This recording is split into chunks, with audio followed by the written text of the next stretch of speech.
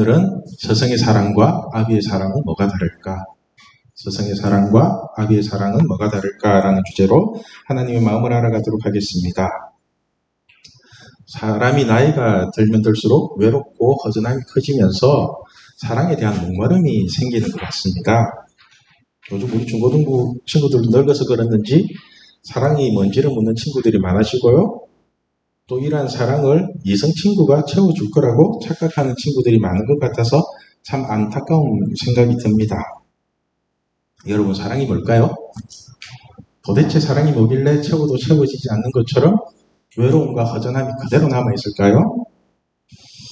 여기서 우리가 한 가지 생각해봐야 될 문제가 뭐냐면은 사랑은 육체로 하는 걸까요? 아니면 생각으로 하는 걸까요? 아니면 마음으로 하는 걸까요? 그죠? 어디를 먼저 채워야 이 공허함이 사라질까요? 이것이 오늘 첫 번째 질문입니다. 사랑은 육체로 하는가? 생각으로 하는가? 마음으로 하는가? 사랑의 중요한 형태를 크게 세 가지로 살펴보면은 에로스, 필레오, 그리고 아가페가 있습니다. 그죠? 한 번쯤 들어보셨죠? 에로스적인 사랑, 필레오적인 사랑, 아가페적인 사랑. 에로스적인 사랑은 일반적으로 육체적인 사랑을 말합니다. 그래서 남녀가 만나서 연애를 하고 데이트를 하는 모습을 보면은 사랑의 행위를 하는 것 같은데 그 속마음을 들여다보면은 짐승과 비슷한 수준의 육체적인 사랑이 될 수도 있습니다. 그 모습하고 또 그렇게 다른 것들이 있습니다. 그리고 필레오의 사랑은 우정이나 의리 같은 사랑을 말하는데 어느 정도 계산이 들어있는 사랑이라고 생각하시면 됩니다. 그래서 네가 이 정도 했으니까 나도 이 정도는 해줘야 되지 않을까라는 생각이 주축이 되는 거예요. 그래서 한마디로 주고받는 사랑이라고 할 수 있습니다. 그리고 마지막으로 아가페의 사랑은 하나님이 죄를 지은 인간에게 베푸는 조건 없는 사랑을 말합니다. 어쩌면 대부분의 사람들이 이런 조건 없는 사랑을 받기를 원하는 것 같아요. 왜냐하면은 아무리 짐승 같은 사람도 조건 없는 사랑을 받으면은 마음에 감동을 받게 됩니다. 그래서 사람을 변화시킬 수 있는 사랑은 이 아가페적인 사랑이겠죠. 그런데 이런 조건 없는 사랑은 하나님만 가능한 것일까요? 하나님만 할 수 있을까요? 사실 하나님의 조건 없는 사랑을 실제로 이루신 분이 바로 예수님이죠. 예수님. 그죠? 그래서 우리를 살리겠다는 이유만으로 십자가에 죽으시고 부활하셨잖아요. 이렇게 조건 없이 우리를 사랑해 주신 예수님이 요한복음 14장을 통해 제자들에게 하신 말씀이 뭐냐면은 나를 믿는 사람은 내가 하는 일을 할 수 있고 이보다 더 큰 일도 할 수 있다고 말씀하십니다. 우리 요한복음 14장 12절 말씀 같이 읽겠습니다. 내가 진실로 진실로 너희에게 이르노니 나를 믿는 자는 내가 하는 일을 그도 할 것이요 또한 그보다 큰 일도 하리니 이는 내가 아버지께로 가니라. 그러니까 우리가 예수님을 제대로 믿고 성령을 받게 되면은 이 조건 없는 사랑을 예수님처럼 실행할 수 있다는 것입니다. 그래서 이러한 사랑을 실행한 사도 바울이 오늘 본문을 통해서 하는 말씀이 뭐냐면은 14절에 내가 너희를 부끄럽게 하려고 이것을 쓰는 것이 아니라 오직 너희를 내 사랑하는 자녀같이 권하려 하는 것이라. 여기서 알 수 있듯이 사도 바울이 기록한 모든 성경의 기본 베이스는 우리를 부끄럽게 하고 괴롭히기 위해서 하는 말이 아니라 진짜 사랑하는 자녀라는 마음을 가지고 어떻게든 살리기 위해서 하는 말이라는 겁니다.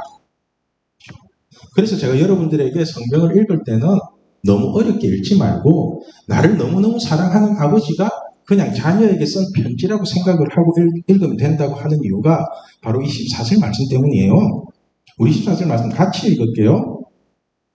내가 너희를 부끄럽게 하려고 이것을 쓰는 것이 아니라 오직 너희를 내 사랑하는 자녀같이 권하려 하는 것이라. 이렇게 자녀에게 쓴 편지처럼 쉽게 읽을 수 있는 성경을 자꾸만 숙제하듯이 읽으라고 하니까 그죠? 읽기 싫어지죠. 그죠? 심지어는 성경 공부라는 프로그램을 돌려서 만들어버리잖아요. 그거를 안 그래도 읽기 싫은 성경이 이제 꼴도 보기 싫죠. 그죠? 여러분, 성경은 우리의 모든 생각과 마음을 다 아시는 아빠 하나님이 여러분 한 사람 한 사람에게 보내는 편지라고 생각하시면 돼요. 그죠? 그래서 성경을 읽을 때마다 각자가 느끼는 게 다르고요. 그리고 각자에게 와닿는 말씀이 다른 겁니다. 아무튼 우리가 성경을 읽다 보면은 참 부끄러울 때가 많이 있습니다. 저 같은 경우는 그냥 하나님만 제대로 믿고 살아도 편하게 살 수 있었을 건데 뭐하러 내 힘으로 살겠다고 그렇게 고생을 사서 했는지 모르겠어요. 저는 오직 돈을 벌겠다는 욕심으로 잠도 안 자고 일을 했거든요. 지금은 이제 임금 계산이 어떻게 되는지 모르겠지만은 제가 공장에서 일을 할 때는 철야 근무를 하면은 하루에 이제 일당을 2배를 쳐줬어요. 철야가 뭔지 아시죠? 밤새도록 일하는 거, 밤새도록 일하는 거. 그래서 철야를 많이 하면 할수록 돈을 많이 받으니까 일부러 철야를 많이 했거든요. 철야를 제가 제일 많이 했을 때는 한 달에 보름 정도 했어요. 그죠? 그렇게 하루 걸러서 밤을 새면서 일을 했을 정도면은 돈독이 올라도 제대로 올랐죠. 그때 제 나이가 20대 초반에 22살, 23살 그랬습니다. 그렇죠? 그 나이 때 그냥 기본급이 한 80만 원이었는데 한 200만 원까지 받았거든요. 그런데 요즘 우리 친구들은 돈 번다고 잠을 못 자는 게 아니라 잠을 잘 자다가 깨는 친구들이 있더라고요. 잘 자다가 어떤 친구는 밤에 자다가 화장실을 간다고 중간에 꼭 깬대요. 새벽 한 3시나 4시 되면 꼭 깬대요. 그러면서 화장실을 갔다가 돌아올 때 이제 등골이 오싹해가지고 방으로 뛰어간다고 그러더라고요. 제가 이 말을 듣고서는 하도 기가 차서 혼자서 하나님께 기도를 했습니다. 하나님, 저 친구가 밤에 자다가 화장실 갔다고 잠을 깬다고 하는데 잠 안 깨고 그냥 계속 잘 자게 해주세요. 이렇게 혼자서 기도를 했거든요. 그리고 그 다음날에 이 친구에게 물어봤어요. 혹시 어젯밤에 잠 안 깨고 계속 잘 잤냐고. 그러니까 잘 잤대요. 잘 잤대요. 안 깨고 잘 잤다는 거예요. 그래서 제가 혼자서 기도한 얘기를 해주고서는 앞으로 밤에 잘 때 하나님께 잠 안 깨고 푹 자게 해달라고 직접 기도하고 자라고 이렇게 얘기를 해줬거든요. 그러니까 이제는 밤에 잠도 안 깨고 계속 잘 잔대요. 너무 잘 자서 걱정이래요. 아침에 지각하고 그래요. 또 어떤 친구는 밤에 잘 자다가 너무 무서워서 혼자 밤에 깬대요. 무서워서. 그렇게 잠을 깨면 혼자 있는 게 너무 무서워가지고 엄마한테 간다고 그러더라고요. 엄마 품에 푹 안겨서 잔대요. 그래서 제가 이 친구에게는 하나님은 너를 지키시는 자 이 찬양을 보내주면서 이 찬양 들으면서 하나님께 지켜달라고 기도하면서 자라고 했거든요. 그러니까 이제는 밤에 잠 안 깨고 잘 잔다고 그러더라고요. 이제 불도 다 끄고 잔대요. 그때는 무서워서 불도 못 끄고 잤는데 저는 잠을 못 잔다는 얘기를 들을 때마다 생각나는 말씀이 시편 127편 1절 2절 말씀이거든요. 우리 같이 읽을게요. 여호와께서 집을 세우지 아니하시면 세우는 자의 수고가 헛되며 여호와께서 성을 지키지 아니하시면 파수꾼의 깨어있음이 헛되도다. 너희가 일찍 일어나고 늦게 누우며 수고의 떡을 먹음이 헛되도다. 그러므로 여호와께서 그의 사랑하시는 자에게 잠을 주시는도다. 아멘. 여러분, 우리가 사실 잠을 제대로 못 자는 이유는 자기 힘으로 살려고 하기 때문에 그렇습니다. 자기 힘으로 집을 세우고 자신의 힘으로 재산을 모으려고 하니까 걱정, 근심에 사로잡혀서 잠을 제대로 못 자는 겁니다. 이런 사람의 특징이 뭐냐면은 아침 일찍 일어나서 밤늦게까지 죽으라고 고생만 한다는 것입니다. 오늘 시편에서 기록된 헛되다는 표현을 직역을 하면은 공허하고 허무하다는 거거든요. 공허하고 허무하대요. 그러니까 하나님 없이 집을 짓고 하나님 없이 돈을 벌고 한들 무슨 소용이 있냐는 겁니다. 예를 들면은 사랑하는 사람과 행복하게 살기 위해서 죽으라고 집을 짓고 죽으라고 돈을 벌었는데 어느 순간 내 옆에 있을 줄 알았던 그 사람이 떠나고 내 곁에 없다면은 오히려 더 공허하고 허무해지지 않겠습니까? 그렇죠? 그래서 우리의 텅 빈 마음을 하나님의 사랑으로 채우지 않으면은 끊임없이 허전하고 외로울 것입니다. 여러분은 한 100평 되는 집에서 혼자 외롭게 혼밥 먹으면서 사는 게 좋아요? 아니면은 한 10평쯤 되는 원룸에서 하나님이랑 사랑하는 사람이랑 함께 사는 게 좋아요? 어떤 게 좋아요? 잘 몰라요? 저는 부산역에서 노숙을 하더라도 무조건 하나님이랑 함께 사는 게 무조건 행복해요. 그게 행복해요. 그래서 진정한 행복은 돈이 많거나 집의 크기가 중요한 게 아니라 진짜 사랑하는 사람과 함께 하느냐가 중요한 것입니다. 그렇죠? 이러한 사실을 깨닫고 하나님을 더욱 사랑하고 하나님과 함께 하려는 사람에게는 하나님이 토닥토닥 해주면서 꿀잠을 재워주신다는 거예요. 그렇게 항상 동행하면서 마치 젖먹이 어린아이가 엄마 품에 안겨서 잠을 잔다면은 그보다 더 완전한 사랑이 없잖아요. 그렇죠? 엄마만 있으면 되죠. 그 아기한테는. 만약에 젖먹이 아기에게 엄마가 없다면 큰 집이 뭐가 필요하고 많은 재산이 무슨 소용이 있겠어요. 나를 지켜주고 나에게 젖을 주는 엄마가 없는데. 그렇죠? 이렇게 우리를 엄마처럼 아빠처럼 돌봐주시는 분이 바로 하나님이시거든요. 그래서 오늘 보면 15절을 보면은 사도 바울이 이렇게 얘기를 합니다. 같이 읽을게요.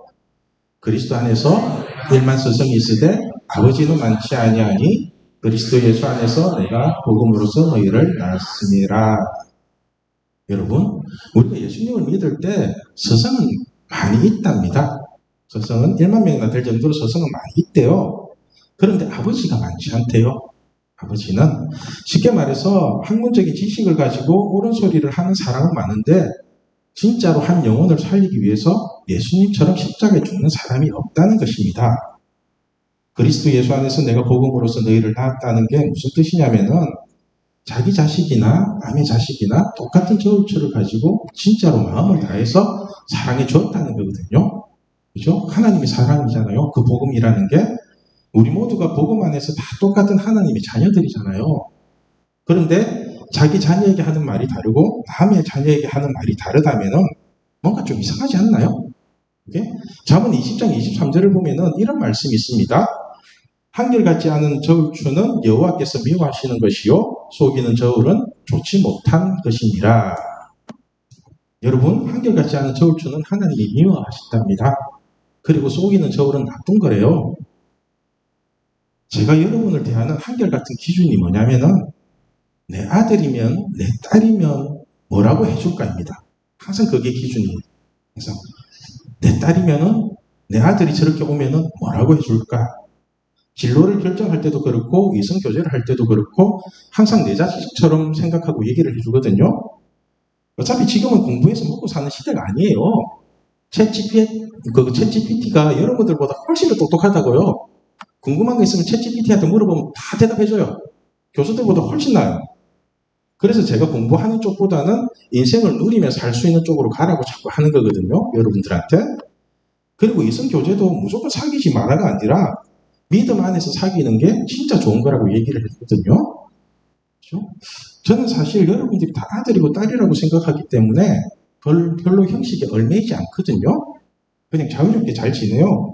부모 자식이 특별한 형식 없이 친하면 친할수록 좋은 거잖아요. 그래서 제가 만난 하나님에 대해서 공부하듯이 가르치는 것이 아니라 아주 편하게 얘기를 다 해주잖아요. 제가 겪었던 아픔이나 하나님 등쳐먹다가 혼났던 것들까지 그런 얘기들을 부끄러운 줄도 모르고 구체적으로 다 여러분들한테 얘기를 해주거든요. 이렇게 하는 이유가 뭐냐면은 여러분들을 진짜로 사랑하기 때문에 그래요. 진짜로. 아비가 자녀를 사랑하는 게 당연한 거잖아요. 그죠? 그런데 서성은 정답을 가지고 자꾸만 정죄하고 가르치려고만 한다고요. 자기도 자기 아픔을 해결하지 못하는 죄인이면서 정답만 가지고 입으로만 떠들거든요. 사실 그 속에 자기 자랑은 있을지는 몰라도 사랑은 전혀 없습니다. 오늘 말씀의 제목이 서성의 사랑과 아버지의 사랑은 뭐가 다를까입니다. 여러분, 서성의 사랑과 아버지의 사랑이 뭐가 다를까요? 20절 말씀을 보면은 그 해답이 있습니다. 우리 20절 말씀 같이 읽을게요. 하나님의 나라는 말에 있지 아니하고 오직 능력에 있음이라. 여러분, 하나님의 나라는 말만 하는 게 아니라 행함으로 나타나야 된다고 얘기를 합니다. 행함으로. 그래서 서성은 자기 아픔이나 자기 문제조차도 해결할 능력이 없으면서 끊임없이 정답만 얘기를 합니다. 그래서 서성이 하는 얘기는 교과서적인 대답에 그냥 잔소리처럼 들립니다. 반면에 진정한 아버지는 어떻게든 그 자녀를 살리려고 합니다. 어떻게든 좋은 것이 있으면 함께 나누려고 하고요. 잘못된 길로 가면 끝까지 쫓아가서 말립니다. 사실 이렇게 살리려고 하는 마음이 사랑이고 능력인 거예요. 그렇죠? 그 사랑이 능력이잖아요. 그래서 하나님의 나라는 정답을 외친다고 되는 것이 아니라 하나님의 마음을 가지고 그 사랑을 실천하면은 능력으로 나타난다는 것입니다. 예를 들면은 여러분들이 생각하기에 의사나 간호사가 아기를 잘 키울 것 같아요? 아니면은 아기 엄마가 아기를 잘 키울 것 같아요? 누가 잘 키워요? 이론적으로 보면 의사나 간호사가 훨씬 더 똑똑하고 아기에 대해서 더 잘 알죠. 그죠? 제가 전에 가르쳤던 청년 중에도 산부인과 간호사가 있었는데 병원에서 신생아를 받고 아기들까지 직접 관리를 하니까 아기에 대해서 너무너무 잘 알더라고요. 그런데 아기에 대해서 그렇게 잘 알고 있으면 뭐해요? 애 키우는 게 싫다는데. 애 키우는 게 싫대요. 반대로 아기를 처음 낳은 엄마는 경험도 없고 이론적으로 아는 것도 별로 없어요.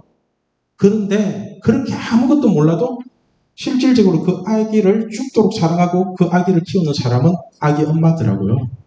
엄마가 키우는 거거든요. 무슨 말인지 아시겠어요? 그래서 사랑이 능력이고 어떻게든 살리려고 하는 그 마음 자체가 능력으로 나타나는 겁니다. 저는 여러분들을 어떻게든 살리고 싶습니다. 어떻게든 살릴 거예요. 그래서 저를 살리신 하나님의 마음을 가지고 여러분을 대하고 있습니다. 제가 여러분에게 간절히 원하는 것은 제가 만난 하나님을 여러분들도 만나기를 원합니다. 그 하나님 만나셔야 됩니다. 천지를 창조하신 그 전지전능하신 하나님이 나를 죽기까지 사랑하셔서 나의 아빠 아버지가 되신 그 하나님을 여러분들도 꼭 만나시길 바랍니다. 그래서 이 아빠 하나님의 품에서 영원토록 행복하게 살면 좋겠습니다. 제가 여러분에게 원하는 것은 이게 답니다. 이게 다예요. 그렇죠? 저는 여러분이 하나님의 품에서 진짜로 행복하게 살 수 있도록 끊임없이 사랑하고 끊임없이 섬길 것입니다. 이것이 하나님의 마음이고 제가 여러분에게 해줄 수 있는 최고의 사랑입니다. 오늘 서성의 주일에 아비된 마음으로 여러분께 드리는 편지 같은 설교였습니다. 우리 신앙교회 중고등부가 하나님의 사랑 안에서 아름답고 행복하게 자라면 좋겠습니다. 우리 같이 기도할게요.